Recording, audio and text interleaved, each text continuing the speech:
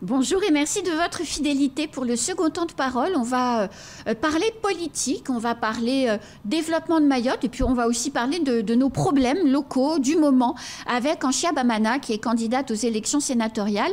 Bonjour Anchia Bamana. Bonjour Anne, merci de m'avoir invitée. Eh bien, merci d'avoir accepté cette invitation. Anchia Bamana, Wambouchou, ça fait 3 mois. La semaine dernière, une partie des effectifs, notamment les policiers d'élite des CRS, sont repartis en métropole pour évidemment porter main forte à leurs collègues face aux émeutes. On s'est retrouvés un peu démunis. La chose s'est sue très rapidement. Et ce week-end, une flambée de violence comme rarement, avec un mort à Doujani, enfin sur la crise entre Doujani et Msapéré. Wambouchou n'aurait servi à rien, Anchia Bamana. Alors Anne, permettez-moi d'abord de saluer tous les téléspectateurs de ce matin et de dire effectivement qu'on se doutait bien qu'effectivement Wambouchou a bien enclenché une volonté politique de venir à bout de la situation de délinquance que nous vivons à Mayotte. Mais on le savait aussi que, certes, les leaders des mouvements ont été arrêtés, mais que beaucoup restent encore cachés dans les forêts. Hein. Je l'ai dit il y a 2 semaines dans les ondes de l'un de vos confrères d'autres médias, qu'on savait que les délinquants étaient cachés dans les forêts. Donc, la preuve aujourd'hui. Personnellement, ça fait 10 jours que j'ai été à Paris et là-bas, on le sait très bien qu'une partie des forces qui étaient déployées à Mayotte pour Wambouchou ont été rapatriées à métropole compte tenu des émeutes suite à l'affaire Naël. Donc, ce qui veut dire tout simplement que le travail n'est pas terminé.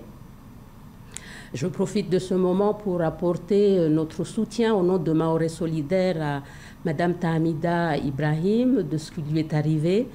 C'est une situation qui nous impose à plus que jamais nous mettre debout pour apporter des solutions à ces problématiques qui concernent Mayotte. Donc Wambouchou n'est pas terminé. Nous espérons, comme l'a dit le ministre Darmanin lors de sa dernière visite, que l'opération sera prolongée. Donc nous espérons, et moi je n'ose même pas penser que ces forces ne reviendront pas pour terminer, en tout cas avancer ce travail pour sécuriser enfin la population de Mayotte. Mais Anchia Bamana, des chefs de bande qui ont été quasiment tous interpellés. En tout cas, si je ne me trompe pas, le ministre a dit 47 sur une 50aine qui étaient recherchés. Donc c'est plutôt un résultat très positif. Mais on voit très bien que les réseaux sont tellement structurés qu'on arrête le chef, mais il y a le sous-chef qui reprend les affaires aussitôt et la violence ne faiblit pas. Il y a quand même eu un mort ce week-end. Tout à fait. Mais... dans des conditions épouvantables, comme d'habitude en fait. Comme d'habitude.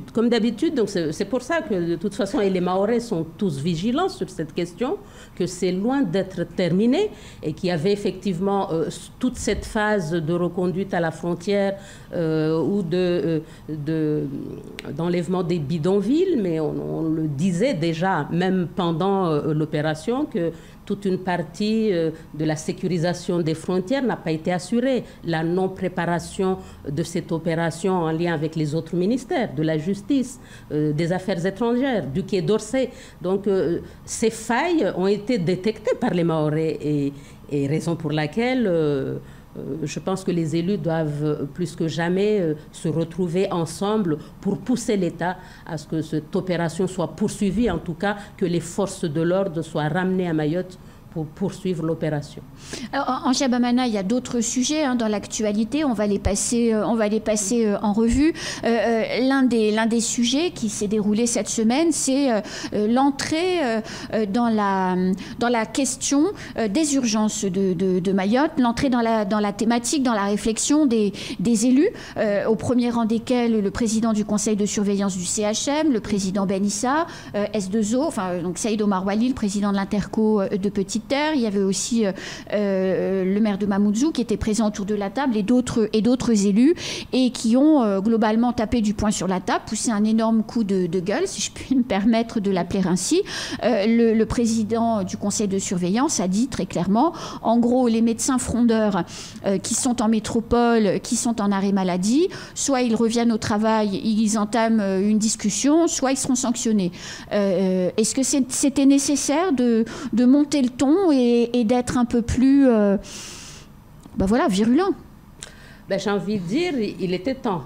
Parce que de toute façon, naturellement, les élus ont leur mot à dire dans la conduite de la politique de santé à Mayotte de manière globale. Il n'y a pas seulement quand il y a des crises. Là, il y a une crise.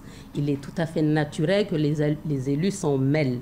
Mais de manière habituelle, les élus sont représentés dans les instances de gouvernance des institutions sanitaires. Je pense à l'ARS, je pense à l'hôpital. Donc, les élus ont leur place habituellement. Et malheureusement, moi, je constate que souvent, j'ai souvenir des conflits qu'il y a eu à l'ARS il y a 3 ans, un an de grève, parce que les agents réclamaient à ce que les élus viennent réellement prendre leur place sur les décisions qui étaient prises dans ces institutions. Donc aujourd'hui, les élus se réveillent. C'est une très bonne chose parce qu'il y a crise.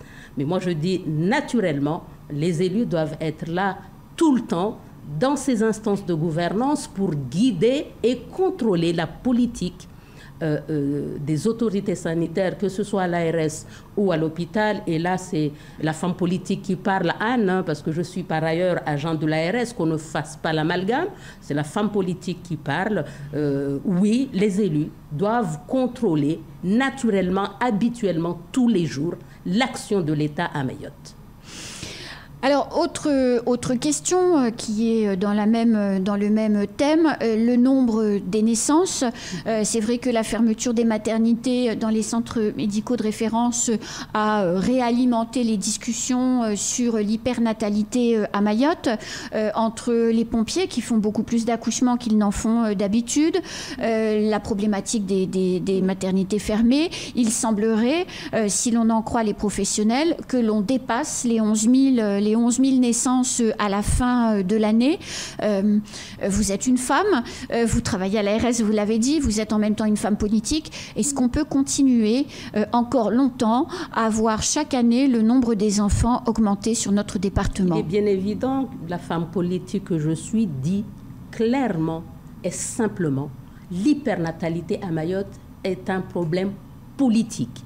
Les différends que nous avons avec nos voisins comoriens qui refusent le choix de Mayotte d'être français et qui colonisent notre territoire par la natalité, par l'immigration illégale massive qui arrive à Mayotte, ce sont des sujets purement politiques. Donc l'hypernatalité est un sujet politique. Les élus doivent se lever comme un seul homme pour pousser l'État à ce qu'on mette en place des actions de limitation des naissances. Je ne parle même pas de prévention, je parle de la question de limiter les naissances. Je rappelle que les Mahorais ont subi cette campagne de limitation des naissances. Souvenez-vous, Anne, de Kanri Karamba, 1, 2, 3 basses. Ces actions ont eu un effet mais vraiment impactant au sein de la population. Les Mahoraises font moins d'enfants.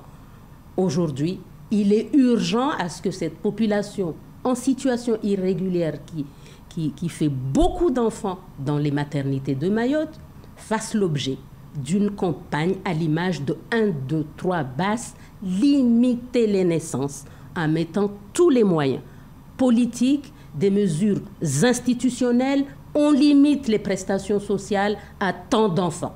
Et ce débat, les élus de Mayotte doivent enfin l'embrasser et pousser l'institution ARS, en tout cas l'État, à ce qu'une politique de limitation de naissance se mette en place. Le département a aussi la charge de discuter avec l'État pour avoir les moyens, non seulement de la PMI, de l'ASE, mais aussi aider le département à mettre en place le service de planning familial qui relève de la compétence du département et qu'ensemble, département, ARS, État, on met le paquet.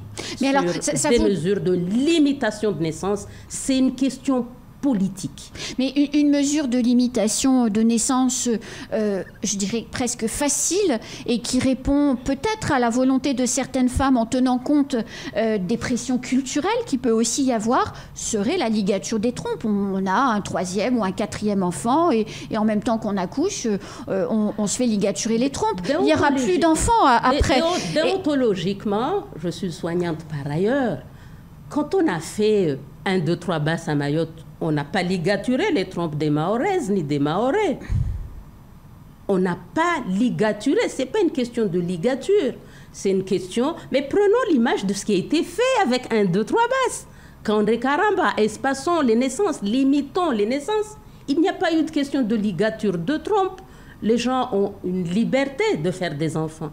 Mais nous sommes dans une situation qui nous amène, on l'a fait avec les Mahoraises, il n'y a pas de raison à ce qu'on ne la fasse pas aujourd'hui avec cette population qui arrive des îles voisines de manière illégale, rien que pour faire des enfants, pour avoir des allocations familiales ou pour espérer avoir la nationalité française, parce que la question est aussi là. Ce sont des questions politiques, cette histoire d'acquisition de la nationalité française, des personnes qui viennent ici de manière illégale, de cette population qui utilise la natalité pour que leurs enfants deviennent français. C'est une vraie question des élus, en tout cas de la parlementaire que je serai si je suis élue le 24 septembre prochain. Ce sont des sujets que je porterai à bras-le-corps en collaboration avec tous les autres élus pour que des solutions soient trouvées pour permettre enfin à cette île de respirer. La question, je dérape un tout petit peu en sortant du sujet, mais la question de la délivrance massive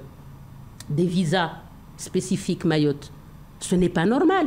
Il y a nécessité de mettre en place une politique de quotas. On ne peut pas continuer à laisser les gens rentrer illégalement, mais en même temps, l'État distribue des visas comme des petits pains. Ce n'est pas normal. Ce sont des sujets sur lesquels les élus doivent se mettre debout pour enfin permettre à l'île de respirer. Il n'est pas normal que l'île subisse ces situations. Alors, autre sujet en Chia-Bamana, et on balaye l'actualité, encore une fois, l'INSEE a rendu hier une étude fort intéressante qui comparait les prix d'un panier de produits entre la métropole et les différents départements d'outre-mer sur la période 2015-2022. Donc, globalement, quand on additionne ces 10% trouvés aux 15% d'augmentation des prix de l'alimentaire, on est à Mayotte, sur l'année 2023, à plus de 25% d'augmentation des prix de l'alimentaire. Bon, alors il y a l'inflation, il y a le problème du fret, il y a plein de raisons qui peuvent expliquer ça, sauf que dans un département où 77% des gens vivent sous le seuil de pauvreté, aujourd'hui, il y a des familles qui n'ont plus les moyens de se nourrir. Oui, la question de la vie chère est une question qui a commencé depuis déjà plusieurs années. Hein. Rappelez-vous de la grosse grève vie chère que nous avons vécue. La situation va en s'empirant. Ça aussi, c'est une question politique sur lesquelles les élus locaux doivent s'emparer.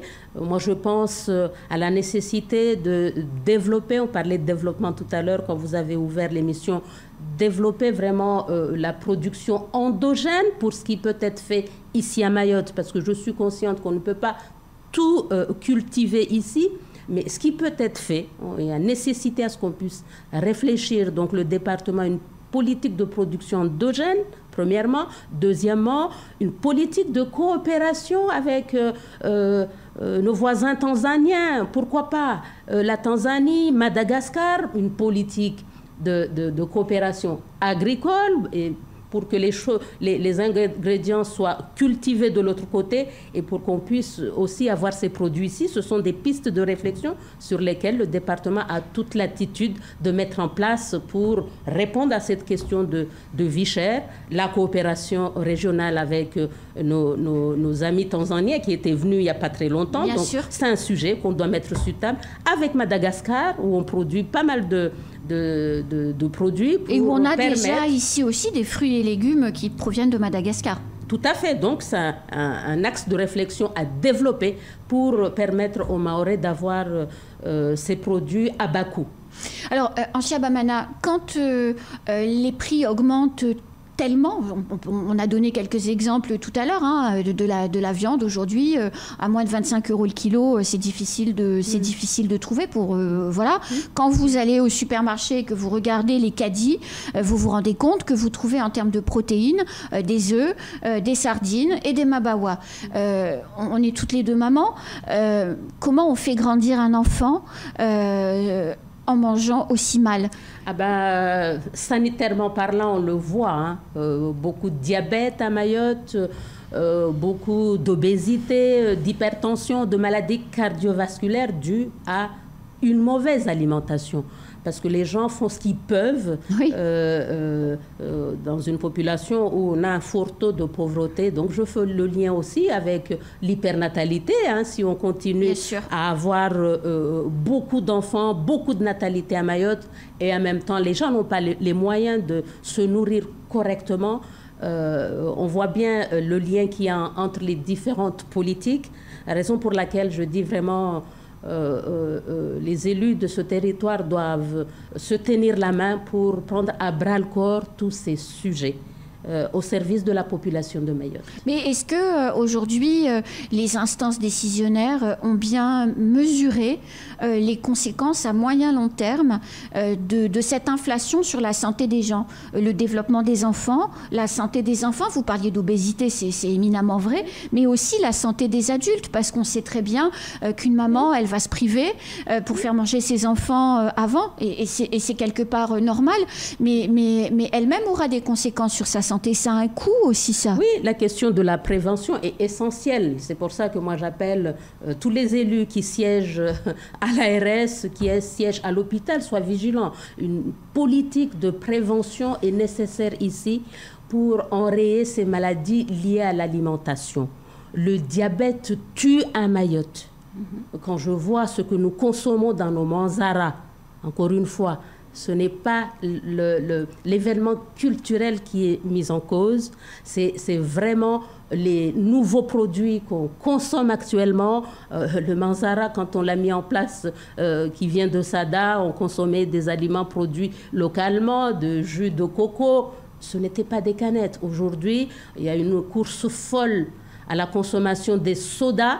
C'est un problème politique, à mon sens. J'étais maire de Sada et pendant 6 ans, j'ai mis en place une vraie politique de prévention en lien avec les associations villageoises pour justement sensibiliser les femmes, les parents qui font le mariage de leurs enfants à ce qu'on n'achète pas autant de canettes parce qu'il y a un risque de santé publique réel.